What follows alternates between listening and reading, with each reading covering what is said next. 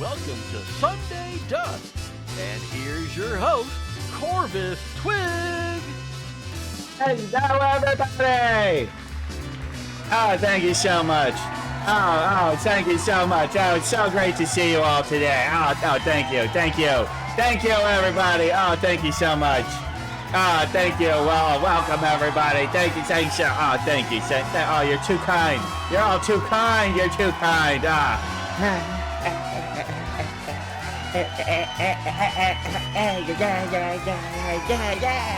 Sunday Dusk and we're here with Twig. Alright. Everybody, how the heck are ya? Welcome to Sunday Dusk. It is June. It's Dads and Grads month. You got Father's Day coming up soon, and all graduation parties, and now it's finally really hot. But it's still spring. It's like the same Memorial Day. He's beginning of summer, but no, all the meteorologists are like, no, it doesn't happen till the 20th of June. That whole equinox thing, or not equinox, solstice. We got the solstice coming up. Well, we'll have a fun solstice celebration. But let me tell you, folks, we got ourselves a great show lined up today. We got the wonderful Ibe Shoujo coming on. We're going to talk to her in a little bit.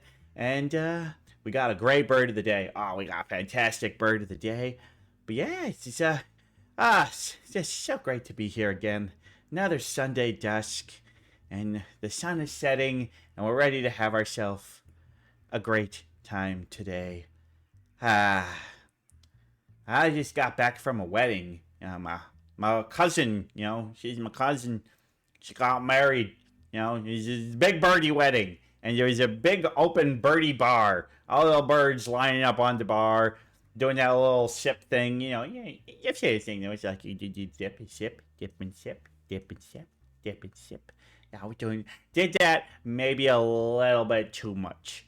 This crow was not feeling the best this morning, but we're feeling good now. Hey, babe, I can see your hair's coming off a little screen here. Sorry. But you know what? It was good.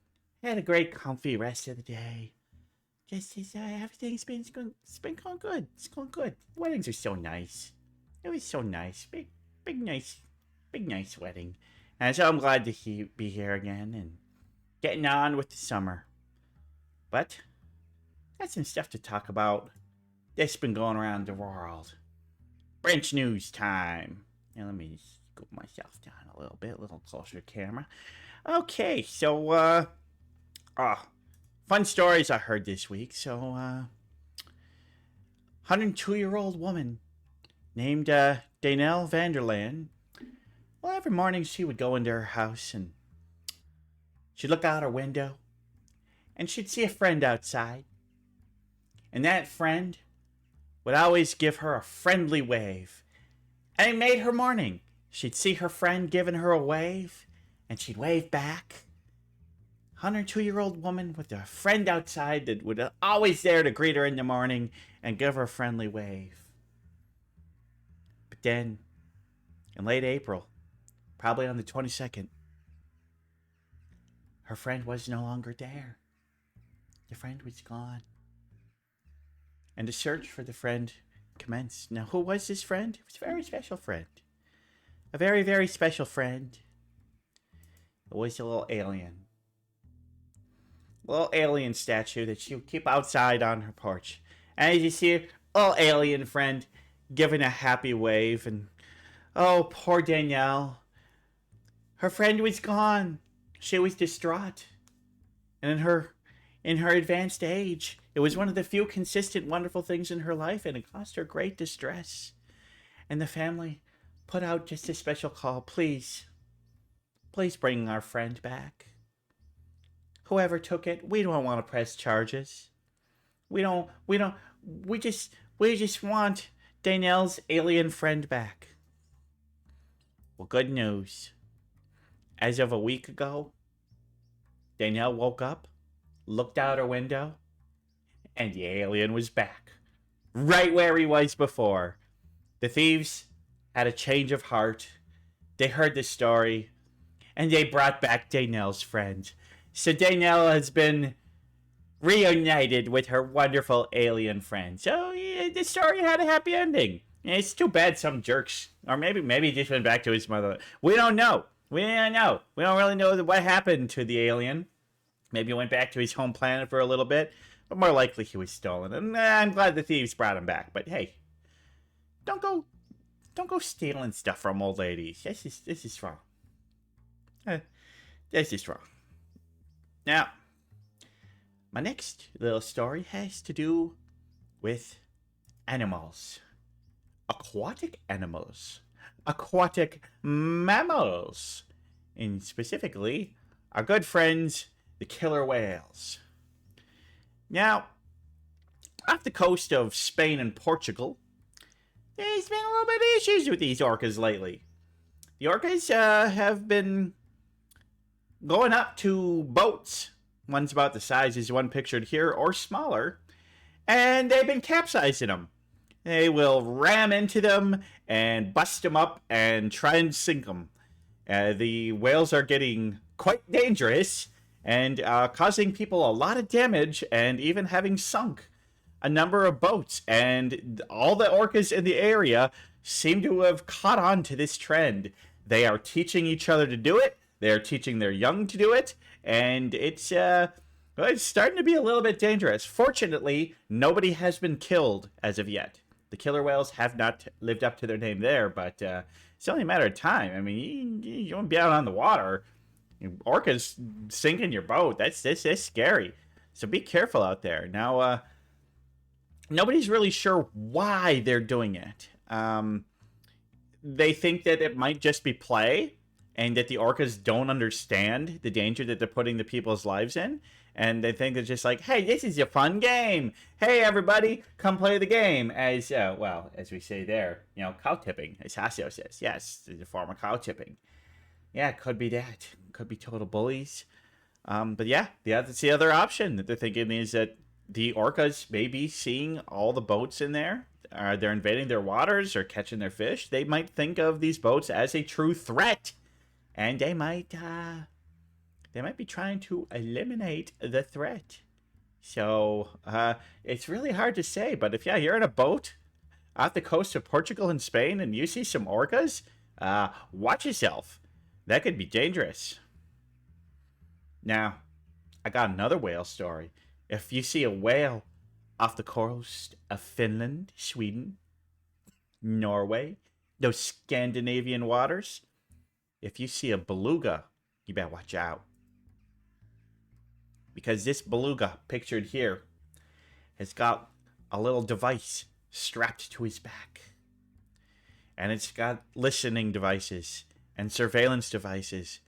And the Norwegian authorities believe that this spy might be working for the Russians. That's right. A beluga whale has become a spy for the Russians. Now, this whale originally appeared in 2019, and they suspected it was doing some surveillance of their naval stuff. But then it disappeared. But as of last month, he's back. He's back. And he's been going up and moving up and down the coast of Sweden. On Sunday, he was observed, last Sunday, observed right off of Sweden's southwest coast. So, belugas being trained by the Russians to do spying on their neighbors.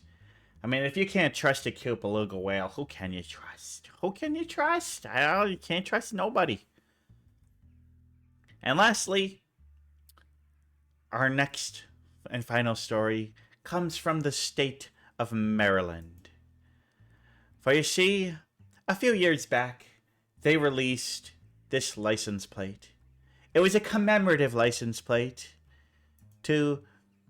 released in 2012 it was the website for the Star Spangled 200 Incorporated. It was a non-profit raising funds for, bicentennial projects, events, and such like that. But unfortunately, the Star Spangled 200 organization no longer is in operation.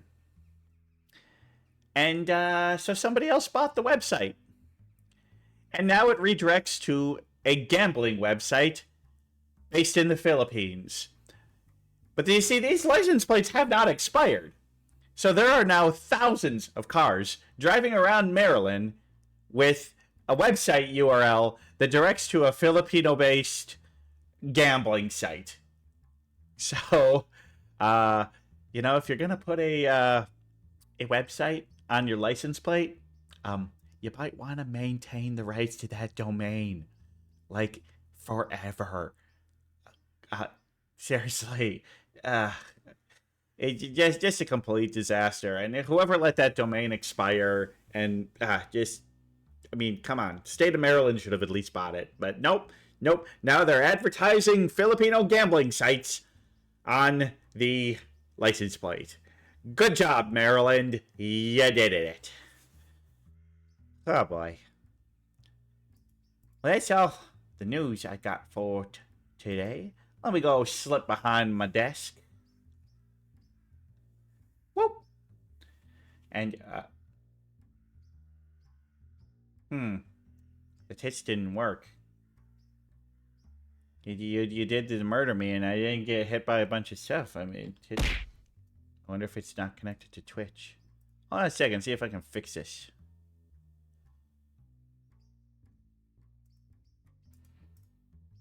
Hey,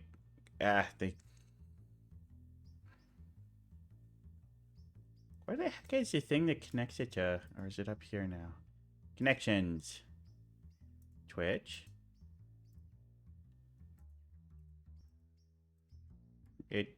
It says it's not connected to Twitch. Uh-oh. Yep, froze. Tits froze. That's not good.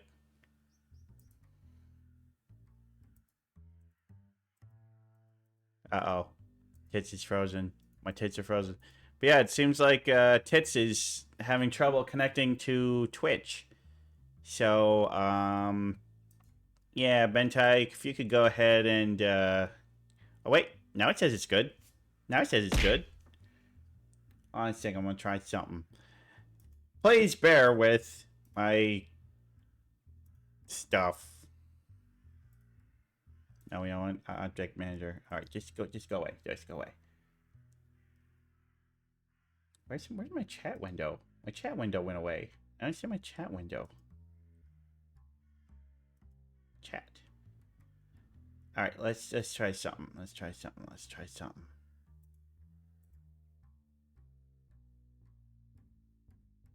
That didn't work. All right, Bentai, if you could just refund everybody. No tits redeems tonight. That's fine. We got something far more important than throwing items at me today, because we got a guest today. A wonderful, wonderful guest. This woman is a friend of mine. She's been one of my best VTuber friends for a long time. She is a blue-haired dream girl, and she really likes shoujo games and dating sims and stuff like that. Why don't we show ourselves a little clip of this fine young woman? Wait, here goes nothing. Oh wait, here goes nothing with what? Oh, there's like freaking sparkles and bubbles in the back. Oh, I'm reading the text, so we've got a kiss for this to work. Lame. I'm like, wait, I'm not ready to see the CG. What if he has his tongue all out? What the? Wait. Oh my god. Now I wouldn't mind if his tongue was all out here. All right, everybody. It is my great privilege to welcome to the stage the great, the wonderful Ibe Shoujo.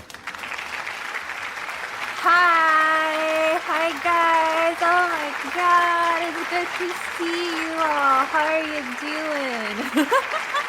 Hi chat. Hope you're lovely today. Hope you're having a lovely day. They are. Thank you. Welcome, Ibe. Oh It's so good to have you here. Thank you for the applause. Thank you. Oh, they love me, Twig. They love me. They love you. Oh, we all love you. I mean, yeah, you're. Stop. You're gonna make me blush. Do you have a blush Alright. expression? That'd be nice. But anyway, yeah, eBay. So, so Mhm. what have you been up to lately? Any fun streams lately? Any doing anything Oh interesting? yeah. I've been resuming my streams for the Zero Escape series, which is a murder mystery click and point kind of game. Oh, It's a visual novel. Yeah. I think you yeah, were there when I streamed the first game. So like yes, last week I finally picked up on the second game and I am loving it. awesome, Yeah. awesome. Yeah, did watch that for a bit. It's real fun. Yeah, eBay. Mhm. Yeah, eBay likes a lot of those visual novels type games, and very fun and interesting to watch her. She has great commentary on it. So Oh, thank you. definitely. Thank you. Yeah, But but yeah. Oh, this time this visual novel is not a dating sim. It is a murder. It is the complete opposite. There's no falling in love, WW feelings. It's just fear. well, you know me. I like horror. So, and Mhm. besides, you can have romance and horror. Why not? Why You not? can. You can actually. Yeah, Yeah. actually, trying to think of it now, it's like, okay, what's a horror movie with a good romance in it? We call that Stockholm syndrome.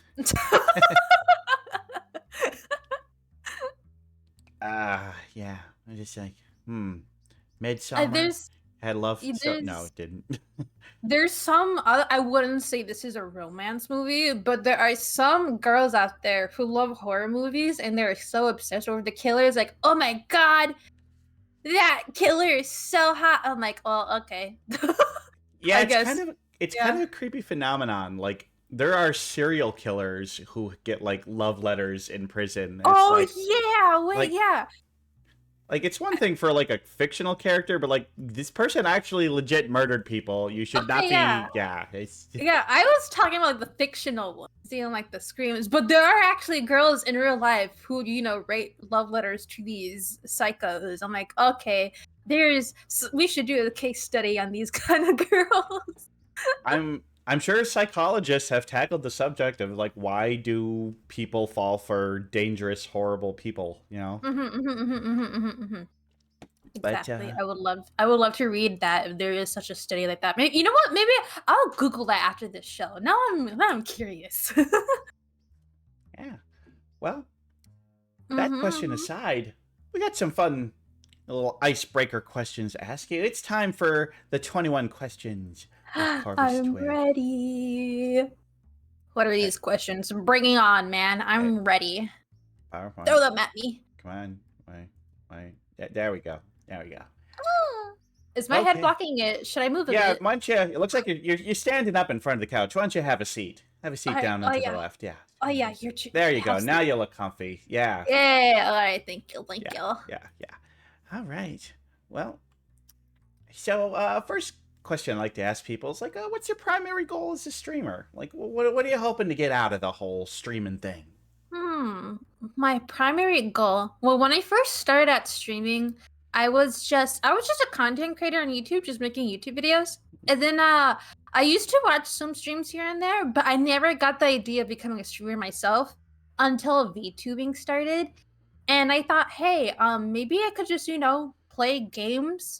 I don't know why, but watching some Hololive VTubers made me think, hey, I could just do this.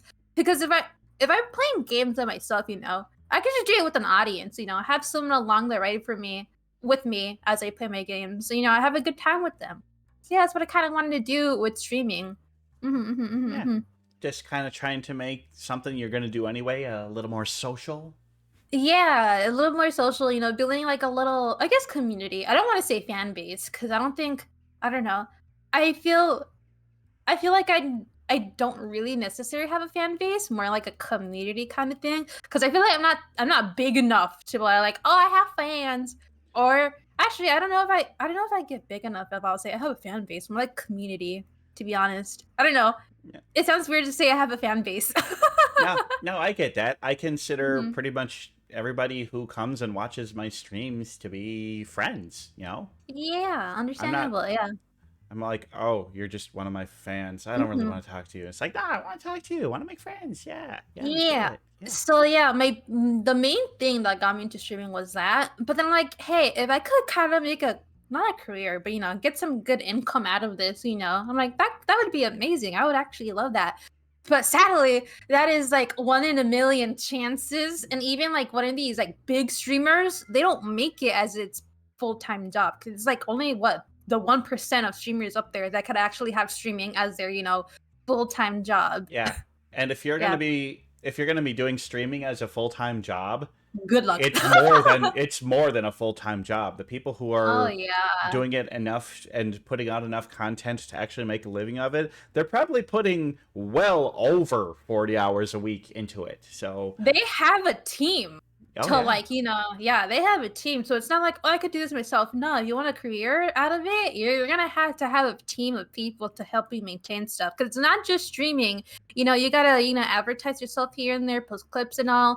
And you gotta spend money to make money. So if you want to be well known, you gotta advertise yourself. And what's the best way to advertise yourself? Money. You gotta throw in some money in there, to be honest. Absolutely. Yeah, word of mouth can help a lot, but it can only take you so far. Exactly. Like what you see all these big VTubers like company like Niji Sanji and Hololive and the ads they put. Yeah, man, you gotta put the ads in there too. Yeah. Yeah. So I guess I answer the questions my main goal as my primary goal as a streamer. Just basically at first you start up, I just want a little community, to have fun with as I play my games. But if I could take it as far enough, as a career, that'd be great. But I know that's not possible. So, well, like by myself. So like, you know what? I'm having a fun time with what I have right now. So yeah. I think that's a very healthy attitude. Mm-hmm. So, well, if you could collaborate with any streamer, who would it be? And what would your player do? That is a very tough question. All right. You mentioned Hololive. Any of them? Or I don't know, to be honest. It's more of I would love, to it's I don't know, it's so hard to describe. I view the Hololive streamers as like I view them as like I myself as a fan. I don't know if I'd necessarily I mean, if I could collab with them, that's amazing. But right now I'm thinking like a number one person I'd love to collaborate the most, which is very difficult, huh? I guess. Oh my god, I know I asked you for these questions ahead of time, but I didn't actually think this through. are you collaborating with that person right now? No, it's not. Yes. It's not. Okay. What would you say, Twig? Maybe if you answer this, it could help me form an opinion of my own. Who would you? Turning the 21 questions around on old Twig? Yeah! I mean, if I had to go with one of like the big famous streamers, I mean, I think it'd have to be Takanashi Kiara, Bird Lady. I mean, I just feel like I'd have a lot of fun with her, and I'd love to play some sort of game that's just like silly and wacky, like Super Bunny Man or Human Fall Flat, or just a game that just has like ridiculous physics and just causes some fun stuff, and just kind of go crazy, or it'd just be fun. Understandable. Yeah. For me, I think I would collab with either Makina X Flayon from Hello Stars or Luca from Niji Sanji. I say Flayon, I'll call him Flayon for short. I say Flayon from Hello Stars because he and I share a lot of common interests. He is also a huge lover of visual novels. That's mainly what he plays. That's like, his shtick basically is visual novels. And that's kind of like me. My main shtick is mainly visual novels too, but more so on the Otome side. So yeah. But he also loves Otome games a lot too. And so far, the games that he's been playing are games that I enjoy. So I feel like we'd bond a lot and, talk about like numerous stuff we're into. So yeah, I would have to say he's my number one pick. Yeah. Well, yeah. I mean, playing with somebody who has the same interests of you, I think that's what amazing. Makes for a good collab, because you want to have people that have some. And so, after you said that, it almost made me alter my answer. It's like, okay, well, what's the game I've played the most on stream? Well, it's Sea of Thieves. So I want to play Sea of Thieves with a crew of Galgura and Marine. And even though I wouldn't be able to understand Marine, but Galgura could act as kind of a bad translator, and that would be hilarious. Yeah, that'd be great. Also, but yeah, the game we play. I guess me and like Flayon could play some Ultimate games because he loves Ultimate games too, and he's actually talked about it. I'm like, oh yeah. And I say Luca from Niji Sanji too, because Luca is just a very big sweetheart, and he has like the big brother troll energy. So I feel like whatever game we'd play, like maybe like Sea of Thieves, he's such a troll like guy. I feel like he like what kind of like sabotage me or like push me off the boat in the middle of the ocean and be like a very a very funny thing here and there.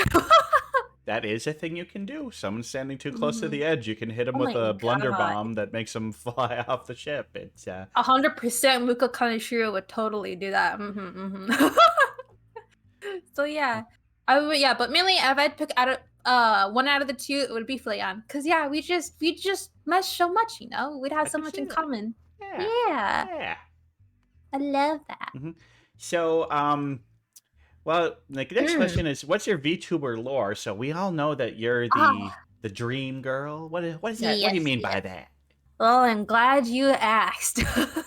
I was actually going, for my full model debut stream, because before this I had another model that was like more chibious like and half body.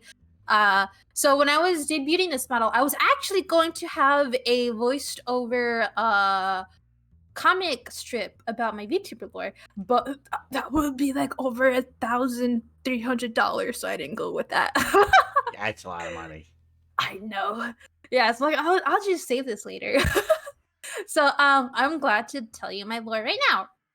So my VTuber lore is that I am the accumulative and manifestation of every dream every girl has had in the world, no matter what time period, past, present, or future. I am all of those dreams manifested into this form. So I've been alive ever since the first girl has ever had a daydream or a dream. So yeah, so basically how I was born is like maybe this girl in the 1980s, that's so recent. I'm in the 1890s.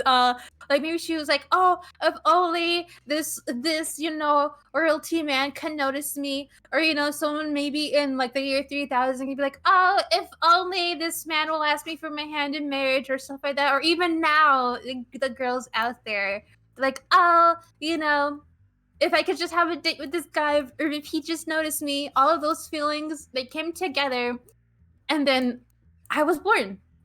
Poof, and that's my VTuber lore.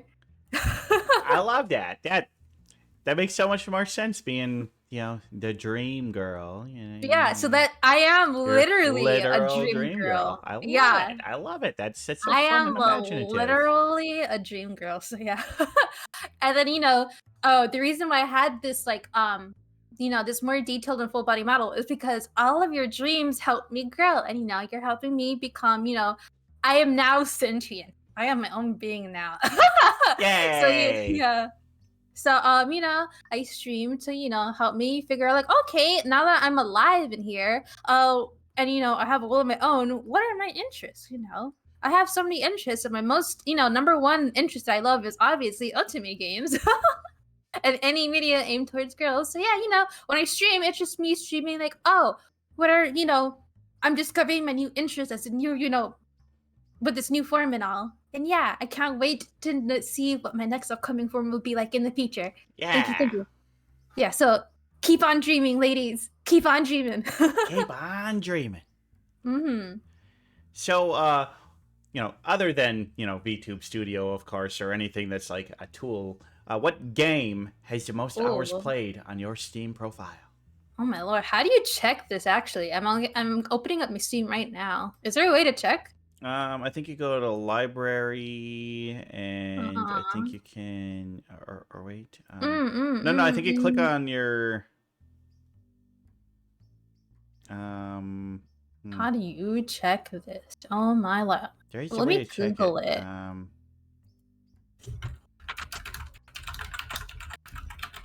Okay, so you click on your profile name at the top, and then you on the right side click View My Profile. and it should have your most played games. Oh my god! Are you kidding me? I haven't. Okay, wait. Oh, this is recent. Okay. I'm like, wait. That's so sketch. This is recent, not most played. Okay, then I think you click on the right. I think if you click games, you can then, sort by playtime. And yep, mine is Sea of Thieves. Okay, wait. How do you view my view my profile? So and then... view profile, and then on the right you'll see a thing that says games. A thing that says okay, games. So I click on games. All right, and then how do you? Okay, it should all just games on the tab on top. All games. Okay, so aside from that, oh my lord, I have Dragon Age Origins Ultimate Edition at 366 hours. 366 hours, that's not that much. That's not that bad. But wow, that's a lot of time. I'm guessing you went through that game and played it. I'm gonna be honest. I have my games open up like in the background when I go to sleep and all, or like when I'm going out with my day, so that might contribute to it. Because what is it? I have Yu-Gi-Oh! Yu-Gi-Oh! Master Duels open and it says 70 hours. I legit only played that game for like 15 minutes. Yeah, that does obscure it, but I mean, I guess. But it seems like you're not the type of person to play any one game obsessively. It seems like you like to try a lot of new games, new Otome games. Yeah. So I would say, I wouldn't doubt that Dragon Age is my most played game because I love it. It is my favorite Dragon Age. Okay, I have specifically Dragon Age Origins Ultimate Edition. Yes, it is my favorite Dragon Age game out of the series. It's the first one, and yeah, I just love it so much. So, Twig, are you a fan of like I wouldn't say. Do you like D&D, Dungeons and Dragons? Yeah. I like the tabletop RPGs. Do you like RPGs where like literally the way you create your character, like the NPCs around will judge you or like will talk to you based on how you made your character? Like if you were a wizard, they'll talk to you badly, or if you were like a knight, they talk to you kindly. Do you enjoy this type of game? I think it can be great if done well, but a lot of times it's done with like good intentions and ends up being off-putting, or so it's just like I guess my answer is it depends. If it's done well, it's great, but if it's not, it's not. I'd say in this case it's done well, although there's already built, there's a huge like lore and like story background building in this game, which I absolutely love. There's like details for every single little thing in this game, and I love it. The world is just so fleshed out. So yeah. Yeah, Dragon Age does it well. Dragon Age definitely does it well. They do. Oh, you played Dragon Age? Yeah, I played Dragon Origins. I played that game a ton. I went through my lord. Oh wait, I think I remembered us talking about this before. Yeah, I went through like every single, so like played as a dwarf, played as a mage, played as a... So you see what I'm talking about? Yeah. So how do you feel about, the race you play? How do you feel on, how the NPCs and the characters around the world respond to you? Do you like it or not? I liked it in Dragon Age. I think Dragon Age is an example that did it well. 100%. I love it. Did you hear that? Have you played the third game? Because did you hear that? I have not played Inquisition. I played 1 and 2, but I did not play Inquisition. I have not finished Inquisition yet, and I know they're working on a 4th game that's once again being delayed for next year, and it's so agonizing. It's just, after BioWare was bought by EA, I don't know. Oh yeah. I don't trust them anymore. To be honest, I'm not really looking forward to the 4th game, but I will try it. I think it'll be my last game into the series to see how it is, because literally everyone who worked on Dragon Age, like the first game, they're no longer there. Even the main creator himself. And to be honest, whenever like the creator of said series leaves, that's when I started dropping the series too. Because for me, I'm like, I have this thing like, the series, it's not gonna follow the way the creator envisions it. And I really, I want to see how the main creator of the series like ends the series off. And if they're not there, then I don't want to, see it as well. It'd be like if 4 guys bought the naming rights to Led Zeppelin Mhm.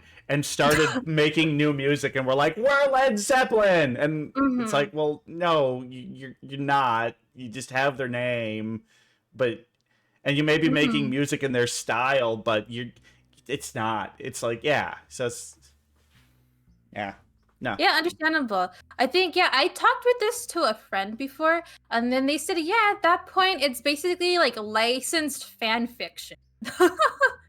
I mean, I figure that's what The Simpsons has been for 25 years now.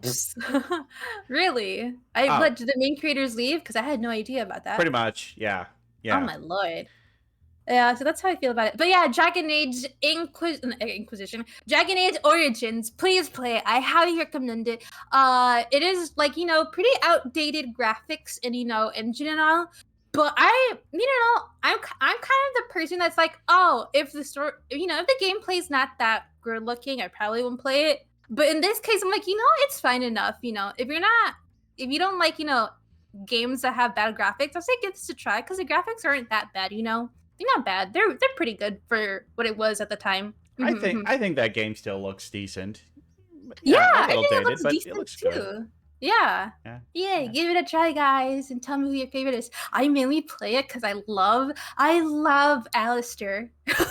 I'm not surprised. He's so dreamy. I know. Did you know that they made like a comic book series out of him? I've Like heard it's that. a Yeah, never trilogy. read it, but So before, yeah, I even have I have the last comic book hardcover autographed by the David Gator himself, who was the creator of Dragon Age. cool. Okay, yeah, that's enough about me geeking out. Should we go to the next question? Yes. What's your favorite bird? Oh, my favorite bird. My favorite bird. I feel like I'm obligated to say crows. I mean, no, I don't want you to pander. I want you to be honest. Yeah, okay. My favorite kind of birds. That's really hard. 'Cause I think it's a tie between like blue jays and peacocks. Or peacocks are acceptable. Yes. What about Because peahens, or do you only like the peahen. males All of the right, species? yeah, okay. Okay, peahen. Well, peahens are the most. I think their tails are, extremely beautiful. No, peahens have boring, bland tails. Peacocks have big. Oh yeah, there you go. Whoops, sorry, I got my Yeah, genders wrong. it's peacock. the type of bird is called the peafowl, and so the Mhm. peacocks are the males that have the bright blue Yeah. heads and the amazing tails, and the peahens Yeah. just kind of look like brown chickens. Yeah, they're the girls. Oh my lord. They're the ones with the good fashion taste. They got to pick out the Yes. right man. Yeah, I would say maybe peacocks because I used to live for like a year or so in an area where like the whole city was known for having peacocks, and yeah, like they just roam around, the neighborhood freely. And Yeah. yes, we're not to disturb the peacocks at all. We're not supposed to pet them or keep them as pets or feed them. We let them be. Anyways, they eat the grass in our lawns, so it's fine. Nice. Yeah. But blue jays are I- cool too. They are Mhm. corvids. I think, yeah, I don't know, because some peacocks kind of sound like a mixture of like chickens and like a cat meowing. It's so hard to describe. Well, I Yeah. mean, they are closely related to chickens. They are in the same taxonomical Mhm. order as chickens. They are landfowl, galliforms. Yeah, their kind just sounds like meows sometimes. I'm like, is that a cat? I'm like, no, it's a peacock. It's a peahen. Yeah. Okay. I like it. I like it. And I get to see I've seen what is it? The peacock's mating dances a bunch of times because, there were so many. I think I have like some photos I can show to you later on about Yeah. like 5 peacocks just chilling in a lawn. Oh, I've seen it. I was at a Yeah. resort once that had peacocks roaming around, and one of them was doing like its mating ritual to a hen, and it's so cool how like they shake their big tails and it Yeah, makes like it that makes rustling sounds. sound. Yeah, it's yeah. loud. Yeah, I didn't know it made like any sounds. I was so surprised. I'm like, holy, oh my god. Hmm. Yeah, it was so amazing. Also, it's a bit sad to see, the peacocks shaking their little tail feathers, and then for them to slowly put it down when the females are not interested. Yeah, not impressed, buddy. Yeah, they're like, oh, And then like one female comes like, oh, it's my time, and he puts it back up and starts dancing for her. So it was always funny to see that. It was always a joy. So, in Major League Baseball, at a home stadium, when a batter is walking up to hit, they play a song, and they get to choose whatever song they want. What would your walk-up music be? Walk-up music? Oh, that is so hard. I'm gonna go with "Live Again" by Mori from Hololive because she had "Live Again."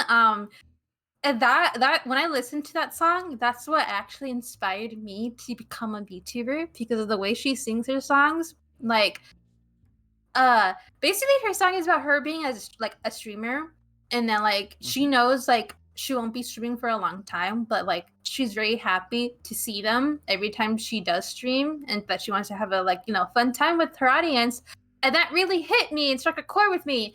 And that, I guess, her lyrics, just the way how soft the song was, because it's really different from the rest of the way her music is.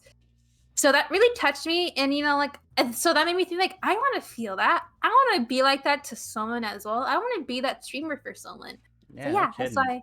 Yeah, Callie really seems like one of the members of Hololive who is really living her dream. Like, she's living her best life, and yeah, she's making some great music. Yeah. Oh yeah. So like Live Again is like oh, I could listen to that forever and ever and ever. There you go. Yeah, she's like she feels like bittersweet that like eventually one day it's gonna end. But let's have fun right now while we're here and all. Yeah. So that would have to be my walk up music because it's so lovely. And it's literally the thing that like awoken me to become a VT. Nice. Yeah. Perfect answer. Perfect. Uh-huh. So what's a location that you'd love to visit? Ever since I was so tiny, I really, really, really wanted to go to Italy. So badly. Yeah, I remember Beautiful like country.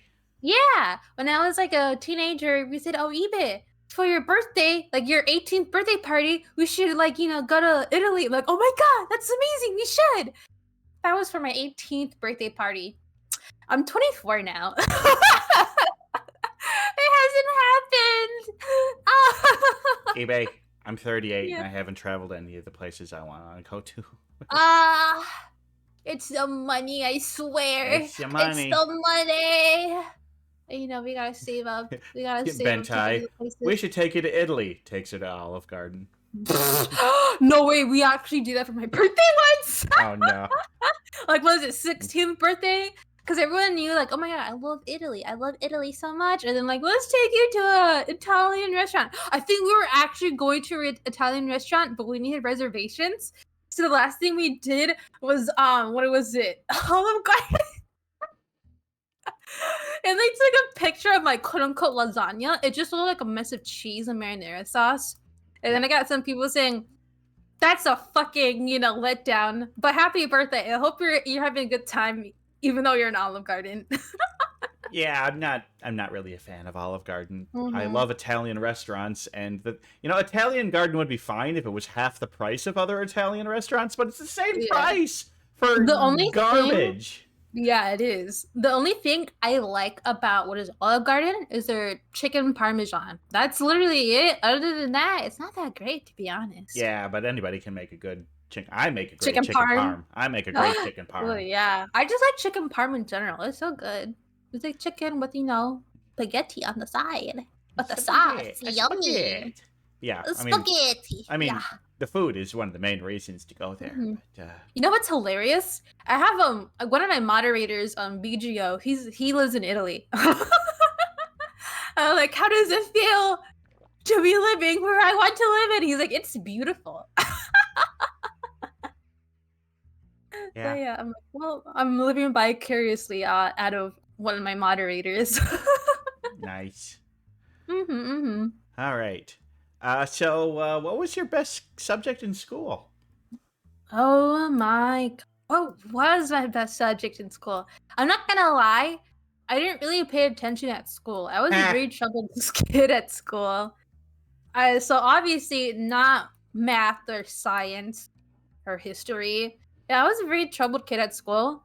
Both, I was making trouble a little bit, and I did have some troubles at home and stuff like that.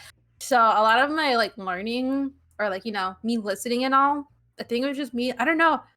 I think I just never paid attention because I had like a lot of stuff going on. So I never really paid attention to any class. I think I really liked I guess like art back at the time. I used to draw a Can't lot go when wrong I with was in art, school. Yeah. I used to draw a lot, but not anymore, which is sad. I wish I still continued it. I can still continue it, but like back then I was really into it because that was my kind of only outlet to, it was kind of like it was very therapeutic for me because like I said, I was very troubled, and the only way for me to express it or properly was to show it through art. And I really had a good art teacher. I had an amazing time over there. We even had like a school, what is it? Art gallery that the people from the art club made. And I got to show my art off and I liked it a lot. So I'd say that was my best subject at school.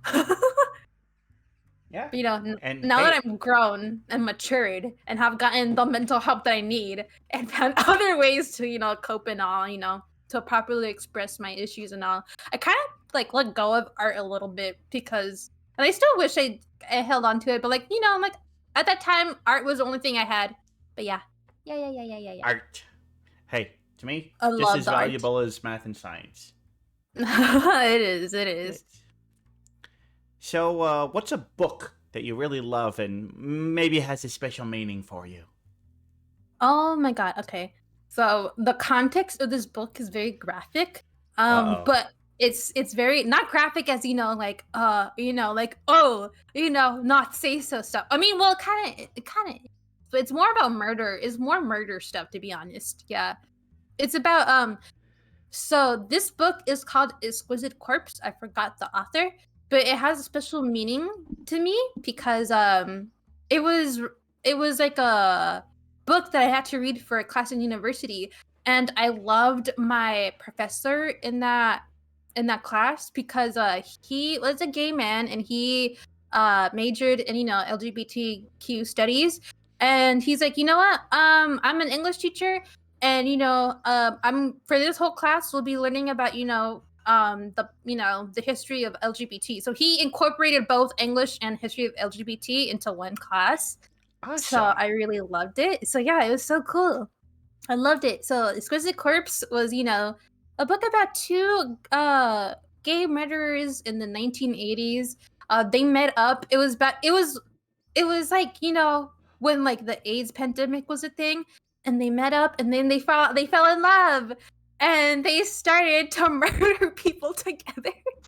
Which, to be honest, a very out there kind of book, but it was very interesting because it was a fiction book, but a couple of the murderers were based off of real like murderers actually. So like even though it was fiction, it was still kind of scary because it's like, hey, wait, these things can happen in real life, and they've actually have happened in real life.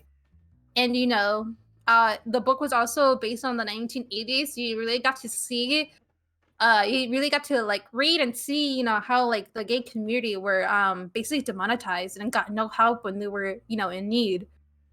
Yeah. It's Yeah, so I love that a lot. And then my professor really taught us a lot about the AIDS pandemic and all. He taught me like, no one, the churches weren't doing anything. No one wanted to help like the gay men. So like, who did help them?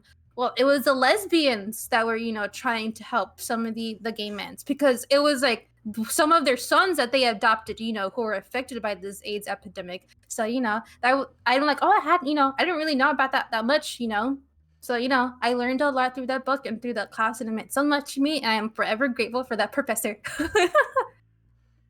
That sounds lovely. Yeah. That sounds like an interesting book. Yeah. Check it out, Yeah. folks. Exquisite Corpse.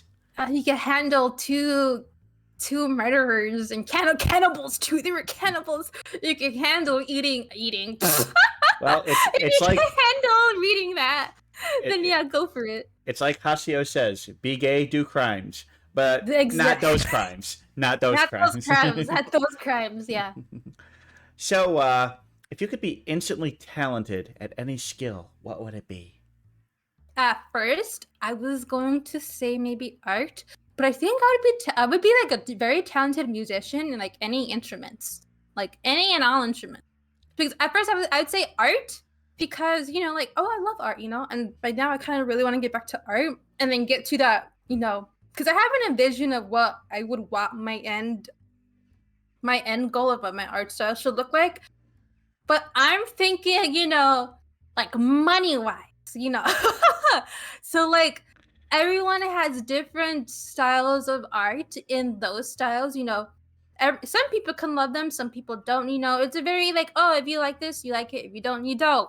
But like, for music, everyone kind of, if you know how to play the piano, you know how to play the piano. I guess there's different type of ways you could play a song, but like I feel like you could have so many career or like future opportunities if you know a lot of instruments. Because they say, oh, you're stripped for cash. What can you do? Oh, you could like, oh, this one church is looking for a pianist to play for like Sunday afternoon. They okay, that's like some extra bucks I could make for like the night, and I don't have to worry about rent and all. I could do that.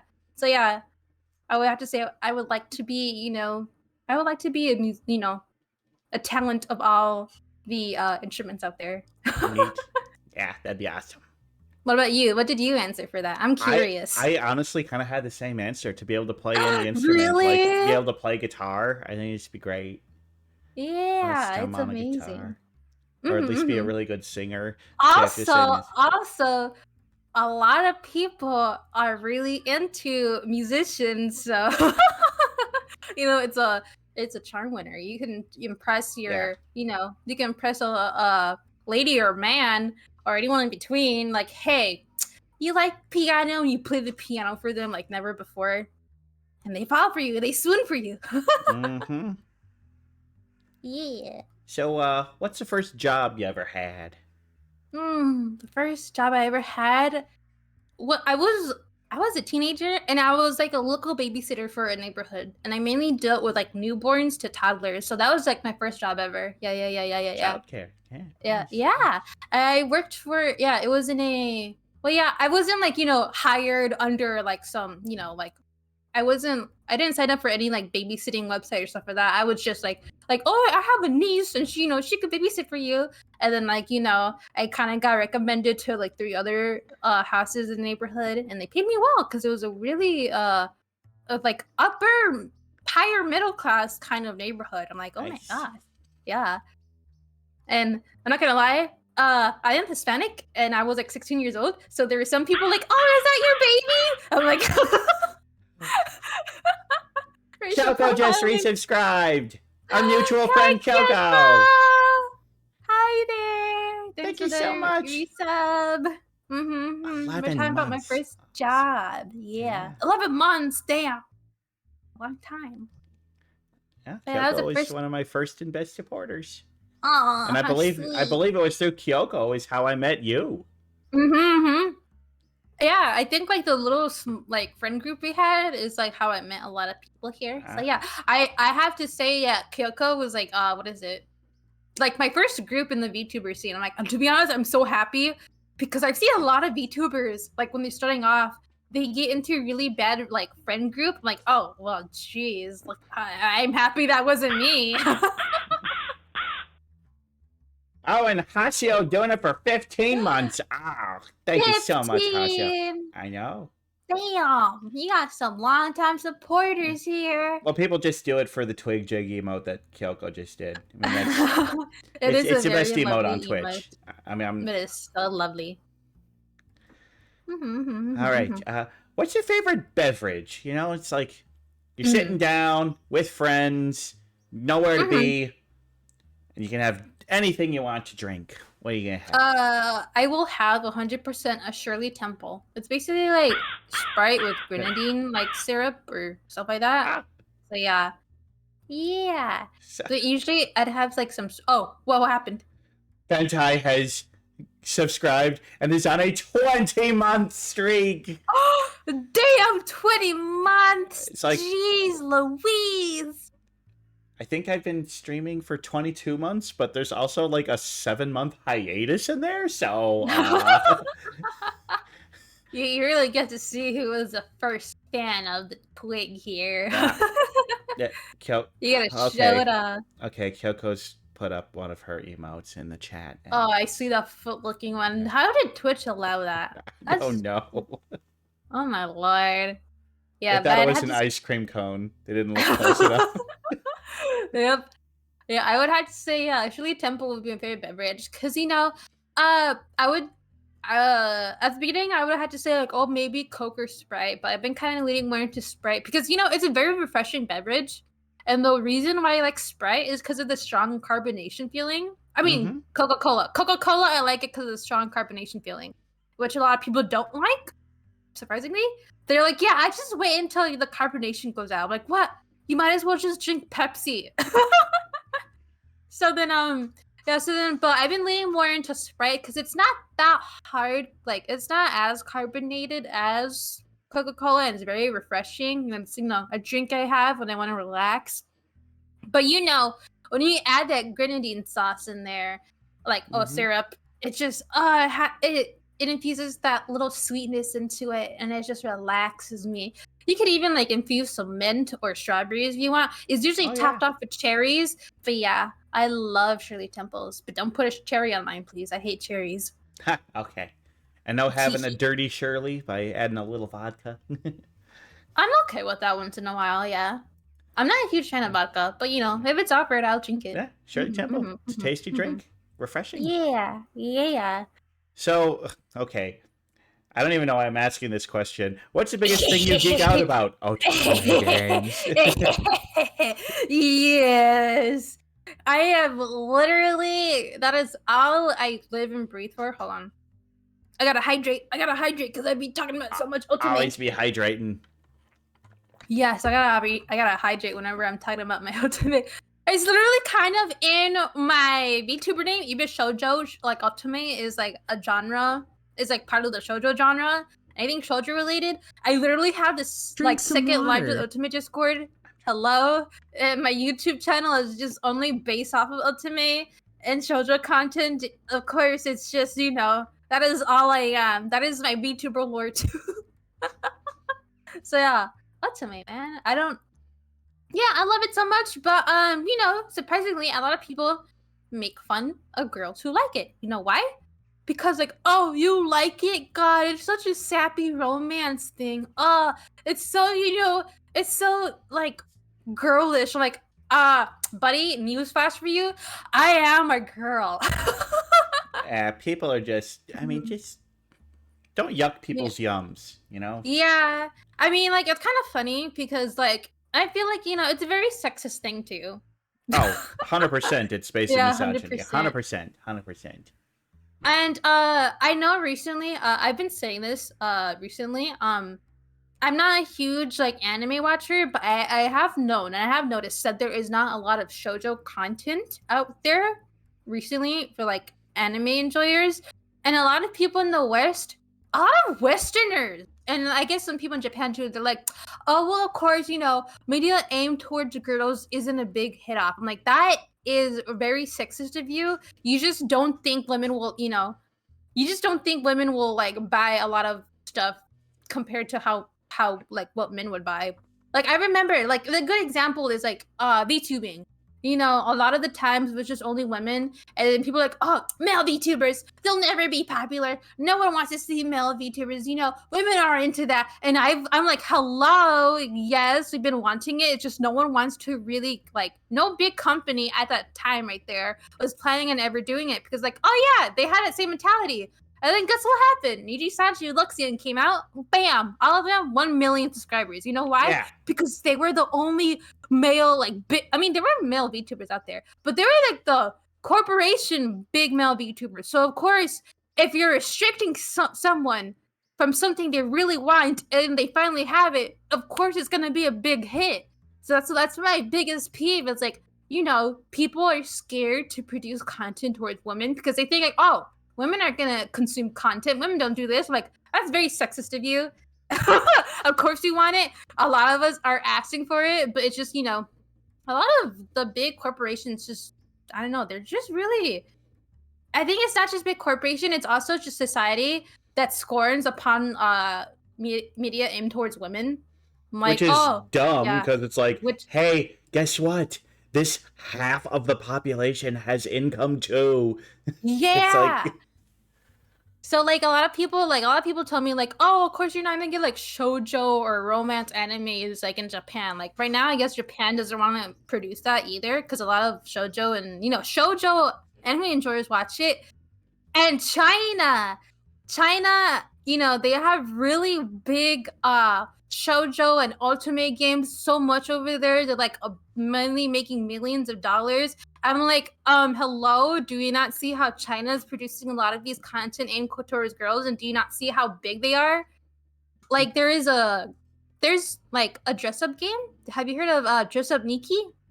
I Like have not. Okay. So there was a very popular dress up game in China. It got so huge. I remember hearing it before it ever came to the Western fan base. And then they decided to release it over here in the West, and it is one of the most popular dress up games, and I cannot stop hearing about it. So yeah. So I'm like, listen to women when we say we want things. So anyone that wants some like media aimed towards women, we want it. We'll give you money. Don't be afraid. Literally, stop being sexist is all I'm asking. Give me stuff that I want. Yeah. Yeah. So big enjoyer of Ultimate and Shoujo and anything aimed towards media aimed towards women. Yeah. I already just geeked out about this. Let's go on to the next Nice. question. Yeah, let's kind of start moving these along real quick. So what's your Yep. favorite holiday and how do you celebrate? I would have to say my favorite holiday. I would have to say, can I say season? Can I replace it with season, or does it have to be holiday? The question is Because it's kind of both. It's kind of like both in one. Just I would say have what you to were gonna say, like, say. yeah, like fall. I really love fall, and obviously when you think of fall, you think of Halloween and stuff. The best holiday. And I'm a little bit biased to this too because my birthday is actually a day before Halloween. So yeah, so that's one of my reasons why I kind of enjoy Halloween. And also, I'm not that big into like huge family gathering holidays. I mean, I used to love the hell out of Christmas. I still kind of do, but not as much anymore because I don't know, like family gatherings is kind of like, oh, I kind of don't want to deal with it. But I enjoyed it as a kid. But when I got older and some family drama happened, I'm like, nah. I think I'll just stick with Halloween because it's more chill. I think Halloweenish you kind of enjoy it with your friends, your like close ones and all. And so just like basically near my birthday, and I'm like, hey, it's a double whammy for me. I love it. All right. Yeah. What's your favorite game that's not a video game? My favorite game that's not a video So like game. board game, card game. I have sport. to think about that. I mean, okay, let's see here. I guess okay. Well, now I guess there's like a video game edition of it, but like Mafia. Back when it Yeah, wasn't a Mafia video. counts. Yeah, Mafia. I liked Mafia. I really, yeah, like a small group of friends. We'd play Mafia or stuff like that, and then we'd guess like who's the killer, who's the betrayers. I really like that. So I guess when I was younger, but I guess I have to say now, probably like Uno or stuff like that. Yeah. Because I get really competitive with like friends when we're playing Uno. Yeah, I used to have a little friend group where each day we like meet up. Not each day, but like well each day of a weekend we'd get together and play Uno. And it got to the point where like it was just the three of us, and we kept playing for hours and hours, and no one would lose. It gets to that point, yeah. So yeah, right now I would say Uno is like my favorite game to play. Got it. All right. On a scale of 1 being say so and 10 being lewd, where do you think you rank? Let's see here. I say a lot of like sussy stuff sometimes, or like oh haha pee pee poo poo stuff like that. But like, I wouldn't say that's not lewd. That's not lewd activity. I just say goof off like that. So I guess like I would say it too because of how I talk and all. But like, I have actually never done a lewd thing in my life before. Nice. Yeah, you are Yeah. pure and wholesome. I am. The only non-pure thing I've done is I've romantically held hands with someone, Oh, but I don't. heart. In my mind, I held their hand romantically. It was like what? It was like I was in school, like high school, and I had a crush on this dude, and I just held his hand. I'm like he. I'm like I'm holding his hand. Yeah, You like that's to it. tee. I don't think you even noticed or really mind or even you like a romantic thing I was trying to do. So pure, so pure. That is the most like non-say-so thing I've done. So yeah. All right. What's the weirdest food you've ever eaten? Weirdest food I've ever eaten. To me, it's not weird, but I say this to a lot of people, and I'm like, oh my god, how can you eat that? It's either tacos de lengua, which is like cow tongue tacos, or menudo, which is like it's soup, but with cow intestines. I thought Menudo was a 1980s boy band. No. It's also a soup. Yeah. So yeah, it's either taco de lengua. Some people are like, oh, you eat a cow tongue. I'm like, oh my god, what kind of pansy are you? I mean, it's just a muscle. How's that any weirder than eating? It's like, oh, you're eating cow butt. It's like, okay. Yeah, so it's like, it's either, I get people saying, oh, cow tongue, gross, disgusting, ew. Or, I say like, oh yeah, soup like made out of cow intestines. So they're like, oh, blah, blah, blah. You eat what? Cow intestines. So like, yeah, man, don't knock it till you try it. Don't yuck my yum. Yeah. I'm like, sometimes I say, oh, and your tuna casseroles, I think that is disgusting. All right. Well, what's something that you really wish you understood? Man, I wish I understand the nerve and the thought process of some of these people in the VTuber community that think they could just say the most weirdest or outlandish, like quote unquote flirtatious comment they could say to you. I want to know what's going on in their head. That's what I want to understand. Because like when I joined as a VTuber, I didn't get comments of like, oh ha, I bet you're good at this lewd activity. I'm like, what the hell is wrong with you? Why would you say that? You wouldn't say that to an actual person in real life, right? A lot of time it's like, oh well, it's the internet thing. Like, no, not even. It's not even an internet thing. I've been on the internet for a long time. I have never, ever talked to someone like that before.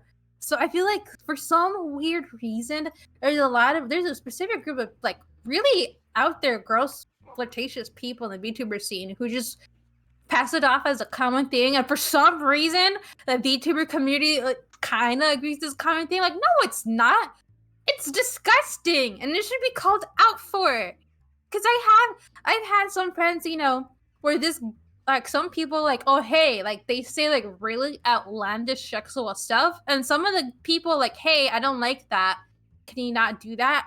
And then the person just ghosts them. And then like, yeah, and I'm like, I don't understand how some people in the VTuber scene can do that. That is disgusting, and I can't understand that. No way. Yeah. What are you two? I mean, I'm not gonna get into my answer for this question, but let's just say that I agree with you. I don't understand why dudes gotta be so creepy. It's just like, hey, if you actually try to get to know women and don't view them as just an object of sexual attainment, and turns out you can actually make some really great friends and have some really great enrichments. So yeah, I don't get it. It's so funny because most of the times they have these VTuber like mottos like, oh yeah, I'm the baddest of the bad so-and-so VTuber. Like, hey baby, how you doing? Like, no way. Stop with this fake persona of yours. You're not like this in real life. Do not come at me like this. I know in real life you're probably a loser. So yeah, I don't know. That's that. I'm like, I want to know. Yeah, so that's what I want to understand. The mentality of some of these people. There we go. So what's the worst scuff or technical malfunction you ever had on stream? On stream? I think I don't know if it would be like the worst or hold on. I'm trying to think. What was the worst? I think the worst scuff. I don't know. I want to say this is worst, but I think the most scuff moment is like when I had to like like someone my mother came into my room and I was playing like a game and then I went to the be right back screen and then I muted so like I every time I do that I mute my mic so I was trying to talk to my mother. So like I'm like, "Oh, what are you coming in my room for?" So instead of muting my mic, I muted the background audio so everyone heard the conversation I had with my mother and I thought that was hilarious. Oh no. That's got to be so embarrassing. A little bit, but thank God it wasn't like anything bad. Thank God she didn't dox me. She just asked me, it's like, "Oh, have you seen my cat?" I'm like, "No, I haven't seen your cat. They're like probably outside or something." That was the conversation. Like, Ibe, we can hear you. I'm like, "What?" Like, you can hear me. And then I saw, I'm like, "Oh shit, I muted the wrong thing." So embarrassing. So yeah. But could be worse. I think Yeah, could have been worse. it could be today, actually. It could be today because I'm using back. Remember the scuff I had with my headphones right now? Yeah, but we got it sorted out before the stream started, so we're good. Yep. All right, moving on. What are your 3 desert island movies? You can only watch 3 movies over and over again the rest of your life. What would they be? Number 1, Bullet Train. I love that movie with a passion. I love it so much. You have no idea. I watched it. Kyo knows. So Kyo's still in the chat. She knows how much I love it. I'm obsessed with one of the actors. It's such a good movie. I watched it like 3 to 4. Like I watched it like I think it was like about 3 or 4 times in theaters. Yeah, it was so good. It was so good. I love that. And then let's see the other 2. To be honest, I'm not a big movie watcher. I recently just watched Shutter Island. I think it was decent for the movie it was. Have you seen it? Yeah, I've seen it. Did you like it? I'm kind of. Yeah, it's not the was best, fine. but it was pretty good. Yeah. I saw the twist coming. I know a lot of people did, and to be, I decided to because it was like a 2010 movie. I was like 10 years old, or like barely like double digits age back then, and I kind of remember watching it, and I kind of didn't. So like last week, I'm like, "Oh hey, Shutter Island! I remember my aunt played this. Let me go watch it," even though I knew how it ended. But like as I was watching it, I'm like, okay, yeah, it's pretty predictable. You can see the twist. But I still liked it. So I don't know if it's just me being biased because of nostalgic thing. But I'll put it as like my second one. So like Shutter Island, Bullet Train, then what would be my third one? Because the thing is, I'm not a huge movie watcher. That's the thing. That's fair. Yeah. What are your 3 movies? Oh God. Clue, Princess Bride, and The Princess Bride. It's such a good movie. I mean, come on, you can watch Princess Bride and Clue over and over and over, and maybe Big Lebowski. You know. Oh yeah. I say those are the 3 movies I've watched the most. I can't think of a third one, sadly. Maybe it's just those top 2. Because, yeah, like I said, I'm not a huge movie watcher. I'm more of a TV show kind of girl. That's fair. That's fair. Well, we can move on. We only got 1 question left. What advice would you give yourself before the first time you ever streamed? Don't go out and rush creating your VTuber character in 2 hours. You have plenty of time. The artist you're commissioning does not have a tight schedule. She is not going to deny you. In a day later, she has responded to you and say, "Hey, yeah, I'm available for commissions." Just take your time to flesh out your VTuber character more, and get time to know the community more. And don't debut all of a sudden when you have your VTuber model. Get to know people more. There's no rush to do everything. You take your time, take your time to get good assets, good logos, a good model, I mean, yeah, I think with the way I turned out, I enjoyed it, but yeah, I did rush myself. Like immediately when I got my model, like bam, Twitter, bam, debuting in like 3 days. That's what I kind of did. So yeah, so I'm like, take your time, get to know people. It's okay being a V tweeter for Yeah. like a certain period of time, but don't But yeah, it's just get to know people. Yeah, be more comfy. Yeah. Ah, Mhm, lovely, mhm, lovely. Well, folks, mhm. that's the end of the 21 questions. So it's that time of day, folks. Mhm. Oh, it's the best time of day. Yeah. It's that time of day that everybody's been looking forward to. Mhm. That's right, folks. It's time for Bird of the Day. Let's get it. Let's go. Yeah.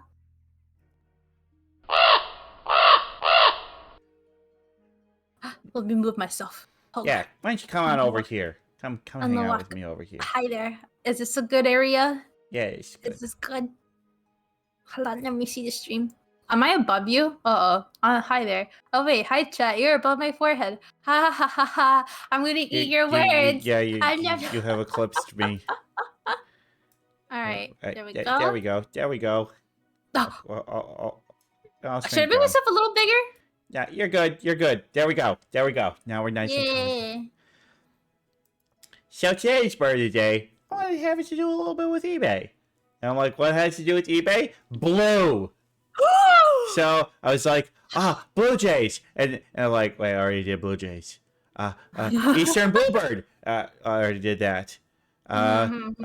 Eastern, or the Great Tits are blue. Oh, wait, I already did them. Blue-footed boobies? I already did them. I've done almost all the great blue birds. But not this one. Today's bird of the day is the blue rock thrush. Ooh, Oh my gosh, look at that pretty bird. Rock thrust. Not thrust. Thrush. Thrush. Does it add a point to my unsaysoness? But yeah, look at these little fellers. Very cute little birds. I love the little orange bellies on them. Oh, looks so good with the blue. Looks so It's good a bit with the blue. like burgundy. Reminds me a bit of my shirt right now. Yeah. Yeah. They're very cute little birds. Let me tell you a little bit about them. So they're about 8.3 to 9.1 inches long and about 13 to 4.5 wingspan. So that puts about the same size as a robin, maybe an American robin. Kind of halfway between like an American cardinal and American robin, about that size. Small, but not that small. It's not like finch small. They live in Italy. They do live in Italy. So you can see that big giant range there. So I believe the green areas, you're gonna find them, like the dark green areas, you'll find them year round. In the lighter blue areas is where you're gonna find them in the winter time.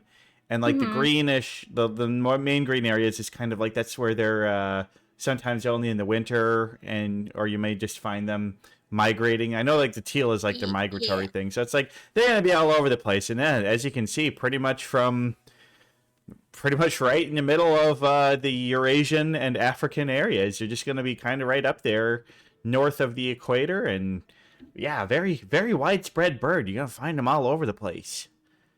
If I were to be reincarnated as a bird, I would hope to God I'm this bird because they're blue and they live in Italy. I'm like, damn it, that's my dream. Yeah, it's kind of interesting. You look at it, it's like they're mostly on the coastal areas of Italy. You see those like that strip in the middle where they're not quite found. Wow. But then they are also all the way over in Japan and lots of China and stuff. So yeah, very, very widespread little birds. I would also like to visit China one day. Oh, now I really wish to be this bird. God. I guess I picked a good one. Yeah. And their lifespan is average, about 5 to 10 years, which for a bird this size is actually pretty good. That's pretty good. Really? Yeah. That's longer than most birds of their size. So what would the average lifespan be for like other birds of this size? Like 2 to 4 years. Oh God, that's terrible. Why is it mainly 2 to 4? Is it because like the other predators of like out there? Predation. Yeah, it's predation. Little birds are snacks for cats and raccoons and weasels and bigger birds. I want them to live longer. Yeah, it's just like a lot of birds, like, you have your big birds of prey. They're really only in danger of being a prey when they're babies. Once they're full grown, nobody gonna mess with them. Yeah. Yeah. But, so here's a fun thing. On the last page, I was listening to taxonomical information. I'm gonna go back to that. They're in the family Muscicapidae, which is Old World flycatchers. Old World flycatchers are not thrushes. They are chats. Huh? This is a bird that when it was originally named, they gave it the wrong name. They called it a thrush, and then, like, 50 years later, ornithologists were like, hey guys, yeah, this is a chat and not a thrush. So the Blue Rock thrush should actually be the Blue Rock chat, but they didn't rename it. They're just like, nope, misnomer. Kind of like how the Australian magpie is not a magpie. And the white-winged chuff is not a chuff. It, and like, I think the great egret is actually a crane. It's like, yeah, there's a lot of mislabeled birds out there because early ornithologists, not so good at it. Not so good at it. Now, these little guys are omnivorous, so they're going to eat your berries and your seeds and all that kind of good stuff. But they also, they love their bugs. They love bugs, and sometimes they'll even eat tiny. There's some really tiny little species of lizards, and they'll eat those. And I think they've even been seen to eat like little baby frogs and stuff like that. So it's just like, yeah, if it's small enough to fit in their beak, they're gonna eat it. Yummy, as it should be. If it fits, I eat. Yeah. Now, one of the main reasons that they're called a rock thrush is because of where they build their nests. They like to build their nests in rocky sides of mountains and boulders and stuff, and find like little holes and crevices, nice little safe spots. That's where they like to do their nests. So not so big on the trees and building nests. They're gonna bring a little sticks and twigs and mud into a little hole in a rock and make a nice little nest there. And then they're gonna lay 3 to 5 eggs. And, depending on where they are, sometimes they'll only do 1 per year, but sometimes they'll have up to 3 per year. And usually a male is going to help raise the babies, and once the babies are born, so the female's going to do the incubating, but the male's going to be feeding her and then the babies once they're born. But it's one of those weird situations where it's just like, yeah, the ladies kind of get around during mating season. They'll pair with a male, but in like 70% of cases, the paired male is not the biological father. Oh! Yeah. You are not the father! Oh my god! But turns out that's shockingly common in the bird world. It's far more common than you would think. Damn, especially with little birds. Damn, these female birds go around. Hey, it's a survival thing. It's like, hey, I want to have babies, and so lots of males gives you a good chance of getting pregnant and having some babies, and then there you go. There it works. Don't worry about it. At the end of the day, it's your kid. Don't worry about it. All right. Yeah. So I'm gonna play a little video here, and here, let me share it with you on. Let me share. I'm like a video. So you can hear it too, eBay. Gimme. Ooh, And, video. we'll just, All right. Video player. We'll just pop that up on there. I see it. Oh. It's not the right size. Let me resize this. But look at that. Look at old feller. Let's hear what they sound like. Look at that beauty.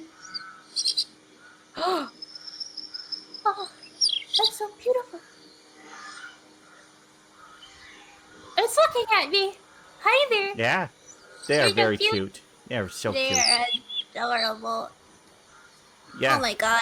Very complex songs. They're capable of making lots of different noises and lots of different songs and singings and calls for all sorts of purposes. Some for mating purposes, some for warnings. They're just, such a cute little cutie. Very cutie. Kitty patooties indeed. Now, you may notice that this one does not have the orange belly of the other one. They are both rock thrushes, but there are a couple different subspecies, so not all of them have the orange belly. It is it is basically, just think of it as like a different breed of the same kind of bird. Really? Yeah, really. I did not know. I love birds. Birds are so cool. Especially blue ones. I love the blue bird. Oh, it's so cute. Ah, I want to hold it and cuddle with it. Well, the rock thrush is very much a bird that loves to be in the mountainous regions. The vast majority of their population is actually over in Asia, over in the Himalayas. That is just where you're going to find most of them. So yeah, they are found in Italy, but most of your, you're going to find most of them in Kazakhstan, China, Nepal, Bangladesh, India, that area over there. The Himalayas. Wonderful area. And as I was saying, their songs are very complicated, very complex, capable of doing lots of different sounds, and they've even been known to imitate other birds. Do like, I'm gonna make fun of you, mocking you. Yes, they do that. They do that. Damn, they sound like troublemakers. They get around and they're a bit of a troublemaker. Mm-hmm. And now an interesting thing about this bird is that most birds, they're either going to be sky hunters, like, you ever seen swallows flying around? They're sky hunters. They get all their bugs out of the air. Or they're going to be ground foragers. And these are one of the few birds that does both. They're great at catching flies and stuff in the air, but they also will spend a lot of time on the ground trying to find grubs and other little stuff like that. So they'll very opportunistic and good at getting food any way they can. So it's pretty impressive. I like it. Very. They could do everything, it seems. Oh, I love them. They're very talented birds. Yep. And population-wise, is estimated to be in the millions. And they have seen no signs of population decline. So they are considered to be an animal of least concern. Not endangered in any way. So that's good. And then culturally, they are the national bird of the country of Malta. They had a coin, as you can see down there. Now, this coin is no longer in circulation, no longer used. But, the rock thrush was on this 20-unit coin. Yeah. So they were a currency at one point. I love it. Yeah. Oh. They're lovely birds. So, and as you can see on this final picture here, that is the female on the left. The females don't have the blue hair. Oh, come on! I mean, other than, blue jay females are bright blue, but, eastern bluebirds females aren't blue. It's always the male species that are the most beautiful, in my opinion. It's...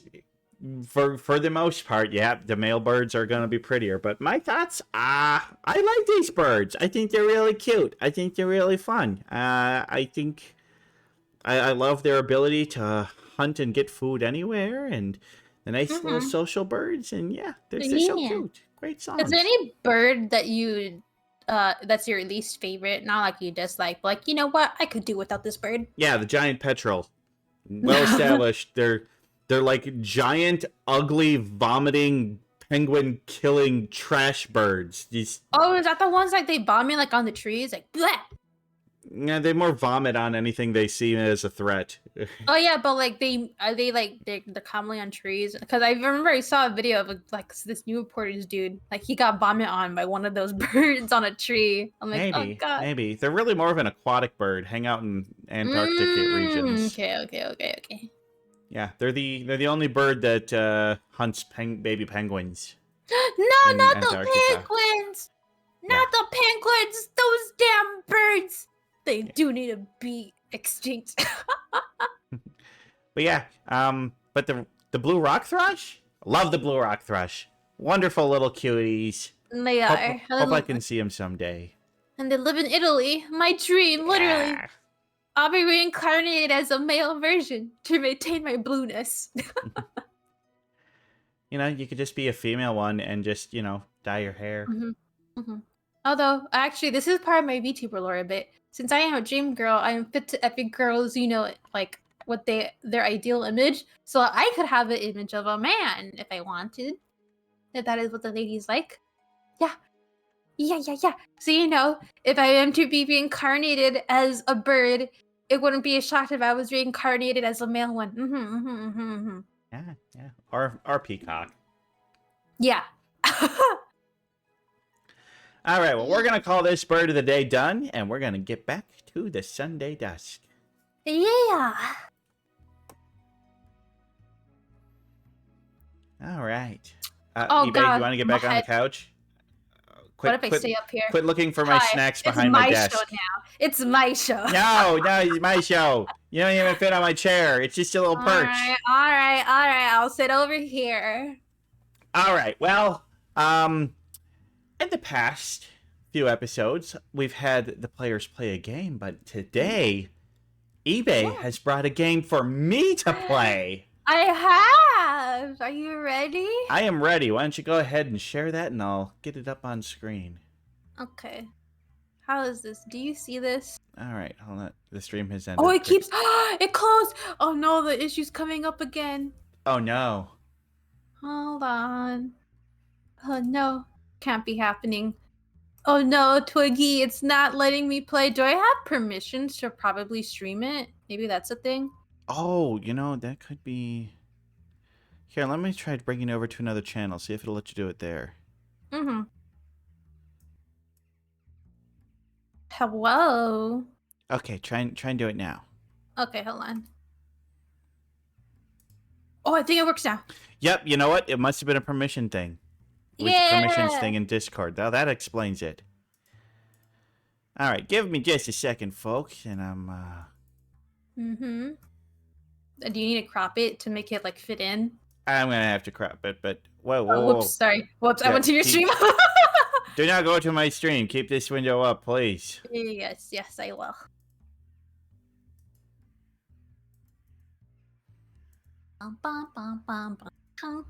Okay, yeah, we're just going to stretch this out a little bit, and a little bit bigger. There we go. Can we see it now? Yep, everyone can see it. Good. What kind of man is he? So, Ibe, why don't you explain what we're going to be doing here? All right, so yeah, as the slides say, let's play a game on what kind of man is he. How to play. Ibe, that is me, will show Corvus Twig one picture of an ultimate man. I say one man, but there are 7 men in total. So I'll be showing him seven men, one by one. And he will have to guess what kind of personality he has and how he treats the female lead. And in ultimate games, the female lead is usually the player. So he's gonna guess, okay, by looking at this picture, I think this guy has a personality like this. This is his kind of trope. I feel like he'd treat the player this kind of way romantically and stuff. And so when he's done guessing and what kind of man he is, I will reveal at the end who he really is. And if he if he guesses most of them correctly, then I will dub him as 100% true ultimate fan. Oh no. Yeah. Well, Are you ready? let's see how I do. All right. Let's go. Man number 1. Oh, okay. This guy. Okay, he's so he's got the headphones on. He's got it connected to his smartphone. So he's looking kind of aloof. So this guy, I'm thinking that he is the type who he's a musician. He's very focused on his art. He's and he's one of the people that kind of ignores the protagonist for the most part. Like, he's so focused on his hobbies and his interest that he doesn't really pay her much attention, and you really have to, as the female protagonist, get into like music and like really he'll become interested in you once you become interested in all of his hobbies and his music and stuff like that. And then he sees like, wow, you really are an artist. You're just what I'm looking for. I thought I just only wanted the music, but turns out I really wanted you. So yeah, it just kind of, he's aloof and doesn't notice her because he just doesn't have the interest in her. That's my guess. I've been subtly laughing all this time. Sorry. I think this would be a very hard game for you. Maybe I should have added photos where, like, okay, it kind of hints off the personality. So, Hey, it's no fun if I get everything right. so you know what? Let's go see what kind of man he is. He is a comic relief type of character. I here to have it. Why is here to have it? That's what? He's kind of a comic relief type of guy. You know, he likes to be a goofy type of dude, sending funny pictures of him doing wild stuff. So in one of the games, in one of the routes, he cosplays as a nun and jokingly says, "Oh, I am a loyal nun to my goddess. If you think I'm not, look at this picture." And then he's just a very goofy guy, And he's just a very comic relief type of dude. He's very silly. Although as you play into his route, it does get kind of deep and serious, but he is always nice and always there to trying to cheer up the main girl, which is you. So Okay. I'm sorry. Well, Yeah. 0 for 1, but Yeah, that's okay. Well, you got one of them wrong, but it's okay. We have 6 more guys 6 more to go. through. 6 more to go. Okay. Are you ready? I'm ready. All right. Man number 2. Oh. Okay. Mhm. This guy is kind of like that he's like the head of the goth clique. He's big into Wicca, and he's this guy he's kind of a ladies man, but the ladies he gets, he gets all the cool goth chicks. He's he's got that little thing in his hand, so I think he actually knows a little bit of magic. And what? Oh, my headset is low battery. I need to charge it. I think you might have to replace my model with the PNG for now. Hold on. Is that okay? That might be okay. All right, hold on. I'll be right back. Hold on. And she's gone slumped. I just hope I can hear. Well, folks, we seem to have our guest seems to have, in the middle of my explanation, completely gone limp. It's gonna happen. Oh, she's back. She's back. She's back. She's back. She's back. But I can't hear her. Hello. Hi. Okay, I think hi. Is it okay if you replace it with the PNG? Because I have to have it charging, but I'm hunched in a weird position right now. Yeah, it's fine. It's fine. We'll just. Okay, hold on. I'll provide an image for you. Hold on. No, I got it. You got the Fugi tech, right? I do. Yeah. You got it? Hold on a second. I need to get the link, and it's been a while since I've gone on the website, so it's like, you need to log back in again. Oh, and you need to scan your QR code. It's like, I don't want to scan a QR code. Don't make me scan a stupid QR code. Yeah, sorry. I've been having headphone difficulties. The main one I use is completely broken, and I use this backup one, but the battery on it is terrible. It is god awful. All right. Well, let's just do here. New browser. We're gonna do this. We're gonna do that.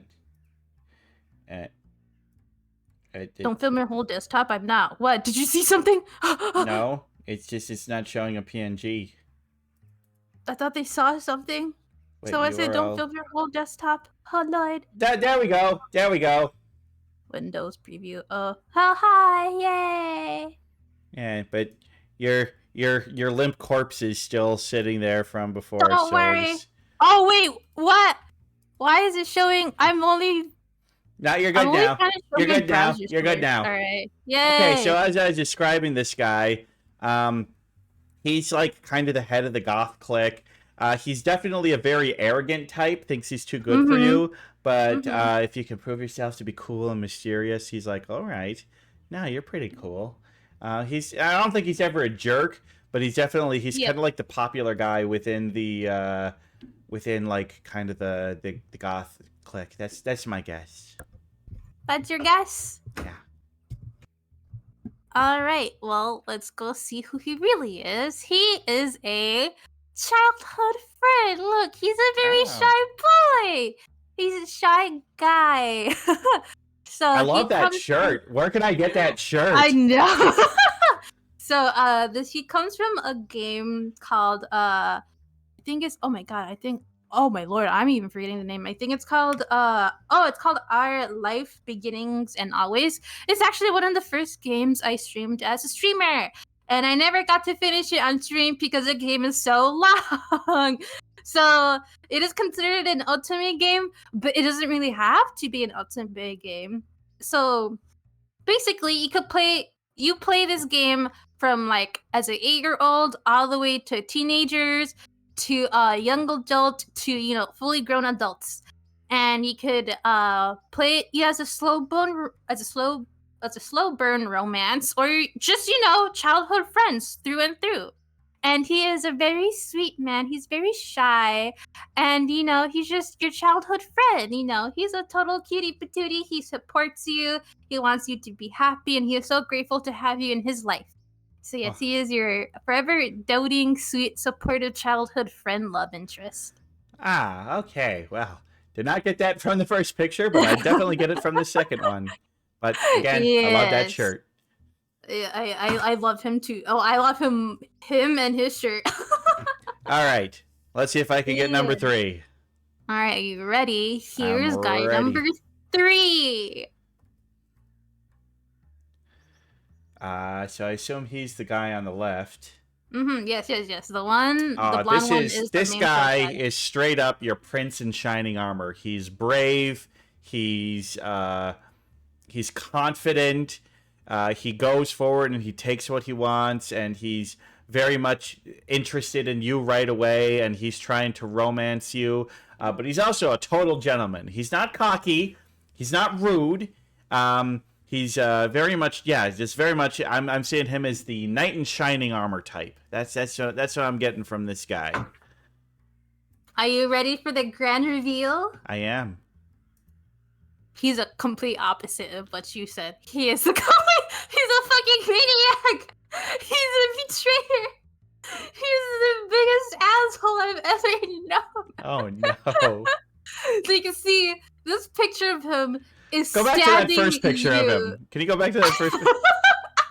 Yeah, he looks so nice and kind, and she's like so enamored. And then, oh my god, twisted fucking psychopath.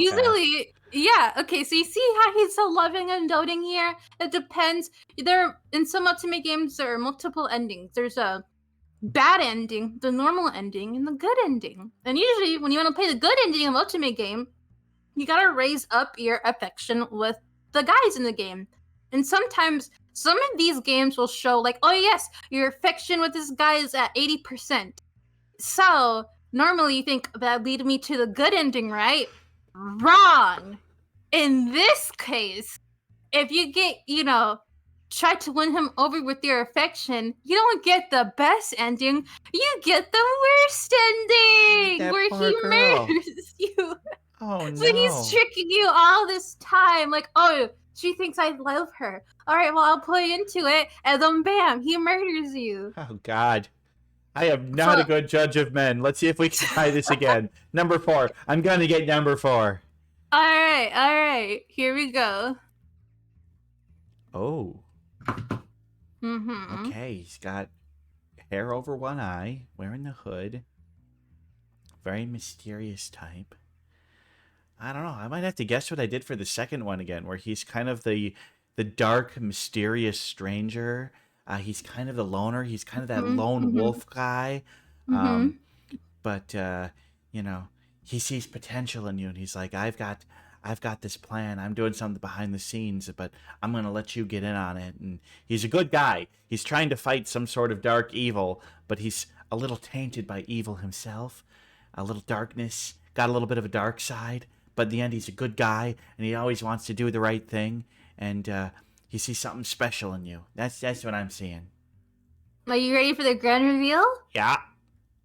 You, Twiggy, are 100% right. You are 100% right. Yay! I got one! 100% true. He is a mystery kind of like guy. Like, he has some kind of dark stuff. A little, he has to do some evil things he doesn't want to, but deep inside he is a good guy. And over here, you can kind of see him about to do something to the main female lead, but he doesn't want to do it, you know? He's a ninja. You're both ninjas. Forbidden love. So you can see there's like, you know, he's tasked out to do something to you, but he doesn't want to do it. And, you know, the whole route is trying to find love, trying to find a way to, you know, not off each other. So it is a tragic love. You got 1 point. You are 100% right. All right. Are you ready for the next one? I'm ready. I'm on a roll now. Time to start the streak. Man number 5. Okay. This guy. Let's see here. I feel like you're trying to mix it up, so I feel like this guy's gonna be an archetype you haven't shown me yet. This guy, I don't know. He kind of feels. This guy feels like he's really disinterested. I'm gonna say this is like a male tsundere, where he's like, I totally don't like you, but he totally does. Yeah, this guy's definitely the male version of a tsundere. He's like, I'm too cool for you. I don't like you, but deep down he's like, yeah, I kind of like that girl, and fine. Yeah, you broke through my defenses. I actually like you. That's what I'm saying. That's what I'm getting. Male tsundere. Yeah. Are you ready? You ready? I'm ready. You're right! He's a tsundere! Let's go! So yeah, he is a tsundere. He's a childhood friend of the main love interest. And actually, he's more of, you know, like, oh, I know you said like, oh, you know, I'm too cool for you. I'm trying to prove or stuff like that. It's in this case, it's a bit of the opposite. He's trying to show the main love interest that he is way mature than his age. You know, that he is a man, and he's trying to prove that. But other than that, you are 100% right. He is a tsundere. All right. I'm not as bad at this as I thought. I'm doing good now. Let's go. Yeah. Are you ready for the next one? I'm so ready. Man number 6. Oh, this guy is like the punk. You know, he's like, you know, brash, arrogant, way too cocky, and he's very boastful, always trying to, but, you know, he's got a little bit of a vulnerable side. His brashness is just kind of showing his insecurity on a few other things, and in the end, he'd be better off if, you know, your girl just shows him a bit of love. It's like, you know what, I don't need to be the best at these things. I don't need to be the brash punk. I need to be authentic to who I am in the end. But yeah, he's like big brash punk, but then eventually, you know, falls for the girl and settles down. That's my guess. Are you ready? I'm ready. He is the opposite. He's a yandere. Oh, so twisted fucking psychopath. Yeah, again. So he is a very iconic guy in the Ultimate community. As you can see here, he cages the main player. And in the Ultimate, it doesn't matter. If you just say cage, just the word cage, to anyone in the Ultimate community, they will automatically think of this guy.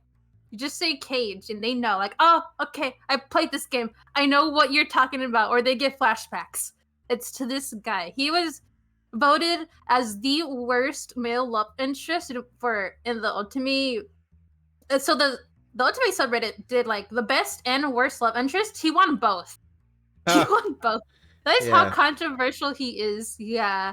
So yeah, back then yanderes were, you know, very common. So back then people were like, I hate him so much. But I guess nowadays people are like, I love him. Yeah, that's the whole going back to the liking a serial killer thing. Twisted. It's not healthy behavior, ladies. You do not want to be with a guy like this. Are you ready for the last guy? I am. Here we go. That's a guy? Yeah, that's a guy. That's a guy. I mean, this guy, he looks very studious. He's like, he almost kind of looks like I would imagine like an elf to be, but he's like maybe not an elf. He's very studious. He's very scholarly, and maybe this is the one who is too focused on his studies, too focused on his work to, he's kind of the aloof lover, but but you eventually break down. I'm getting maybe that kind of thing out of him. I think he's kind of the hard to get aloof type. That's what I'm thinking. Are you ready for Yeah. the final and grand reveal? I am. Murderer. Great. Why are half of your ones that you picked these psychos? I should have known. Anime guy with long white hair. Of course, he's a killer. It's practice. To be Somebody was honest, saying, look at the hair, and that's how you know. And it seems to be accurate. I wanted to pick some that were kind of obvious, like, okay, they're, the tsundere or stuff like that, and some that were out of the box. And then when I made this, I realized, wait a minute.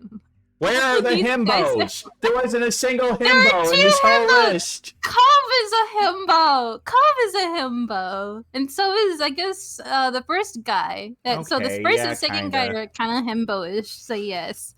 They are himbos. But yeah, I'm like, what are, like, some plot twists I could put for Twig? And I realized half of them are just insane. So Well, yeah, it's just like, what are your love types? The hard to get guy, the childhood friend, the murderer.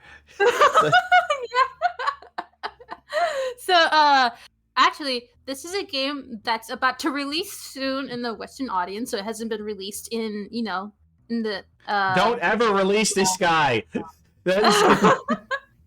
So, so this is an upcoming horror romance, ultimate game.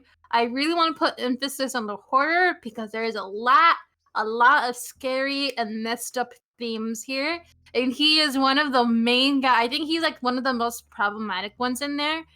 One of the people in the Ultimate community who was popular with like translations, they put like a trigger warning for the game's content, and they said for this character, every trigger warning, everything under the sun. So yeah, he is the murderer. Yeah, he's just literally straight up a murderer. That's it. So yeah, how do Definitely. you feel? So Well, you I got 2. Honestly, yeah. for never playing Otome games, I feel like 2 out of 7's not bad.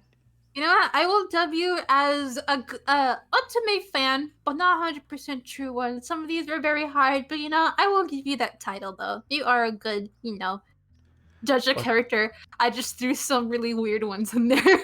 I guess I'm a little too trusting and didn't expect to see so many murderers and psychopaths in the list. Yeah.